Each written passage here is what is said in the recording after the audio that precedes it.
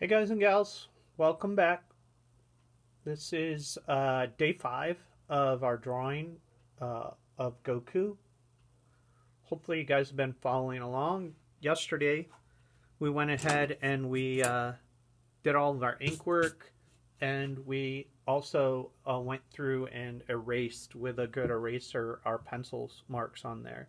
Today we're going to be doing our coloring. For the coloring portion, you're going to need colored pencils, markers, or crayons, whatever you have available. I'm also going to keep on hand one of these markers in case I need it. What you're going to want to do is just closely follow your source drawing today on what the colors are. Now, if you've got another computer, you could go ahead and just use the computer, or you could turn this video off and later on use the computer to figure out, from your source drawing what the colors are. Like I said, I've got an iPad here, so I don't have the ability to look at the colors on the iPad. I wasn't able to print it out either, so I'm going to take a big fat guess at what color Goku is here. I'm guessing that his shirt here is red, so I'm going to carefully, within the lines, color that in,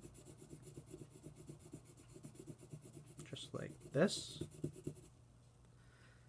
And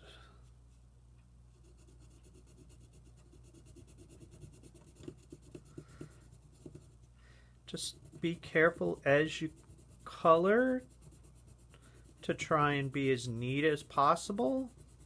If you make a mistake, it's not a big deal. You can always go in and either, blend that in, try to erase it if you're using colored pencils. You might even add something, like if you made a mistake around his hand where I'm at right now, I might thicken that line up with my marker just to kind of disguise the fact that I maybe made a mistake there. I would say go fairly slowly. I know with adult Goku, he's probably going to have more of an orangish tint to his outfit. I think when I looked at the image before I got on, he kind of has more of an orange tint to his outfit with, I believe it's like a blue kind of a shirt underneath this kind of gi that he wears.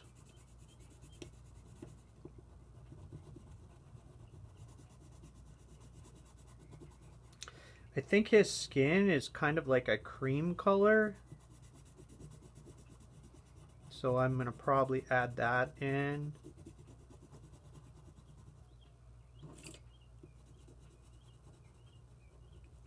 Made a little mistake there at the bottom. I might go in, like I said, with my marker and try and clean that up. Watch your drawing surface too. I can see some of the, this is a workbench, so I can see some of the kind of lines of the wood coming through. Doesn't really bother me that much, but I can see it a little bit. So if that bothers you, maybe put a book or a flatter surface underneath your drawing so it goes better. All right. I'm going to guess, but I'm not sure, that his tail is kind of a brown color. I'm going to draw that in, kind of brown it up.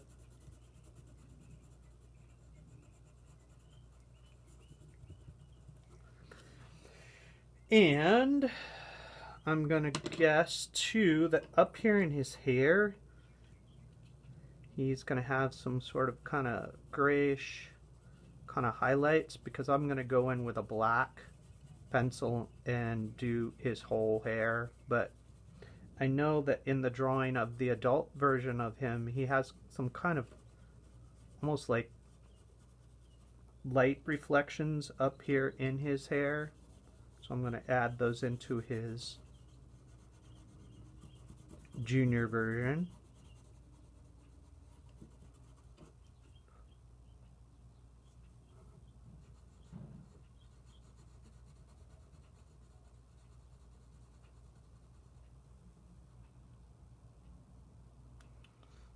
trying to make that as close to my source image as possible.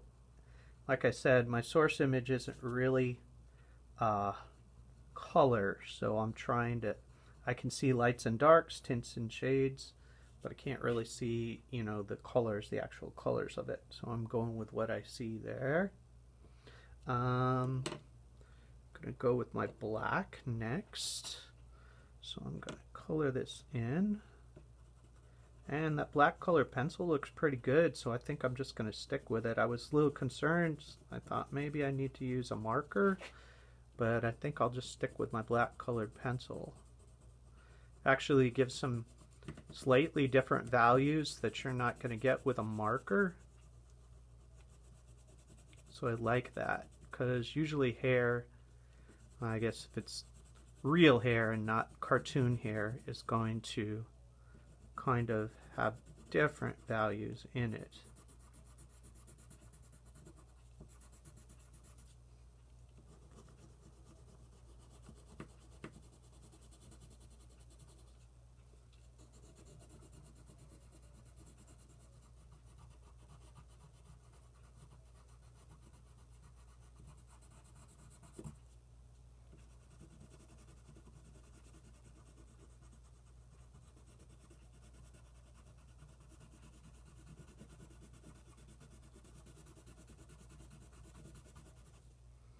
Sometimes you can use the side of the pencil, get more coverage. I find with these colored pencils,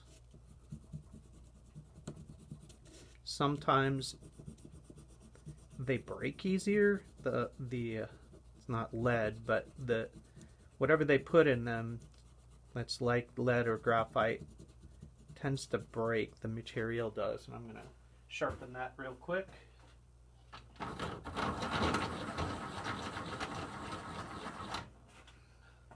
So if you put pressure off to the side, it tends to bust off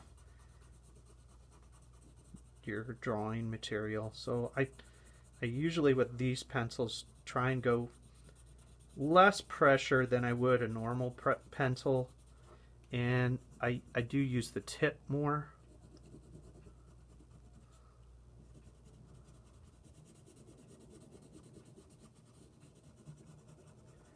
A good colored pencil set, though, is really worth it. If you guys are thinking about getting colored pencils, I would recommend it. They're very useful, and my supervising teacher that I had when I was first starting, her name was Barbara Dahlstead, and she was at Apollo High School in Glendale. She is an amazing colored pencil artist, and she does stuff now. She's retired, but she does stuff now that is totally awesome. It looks like photography.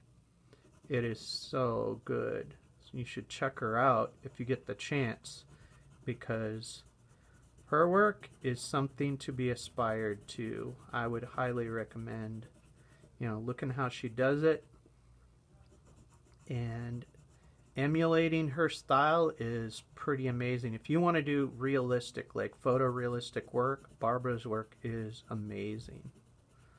And she's a very good teacher too. So I'm getting close to the point here where his hair is getting finished, and I may take some artistic license with some of the other parts of him. His skin color, I think I'm going to go with this kind of off brownish color here.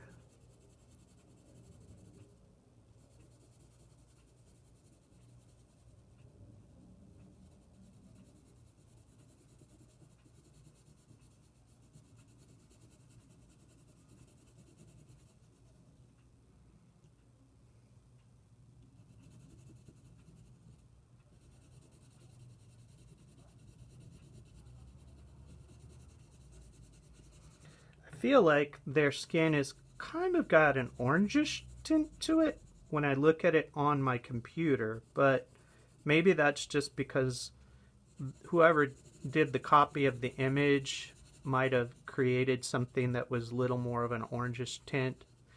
This is supposed to be kind of a creamy brown. He's coming out a little darker than I thought he would. That's all right.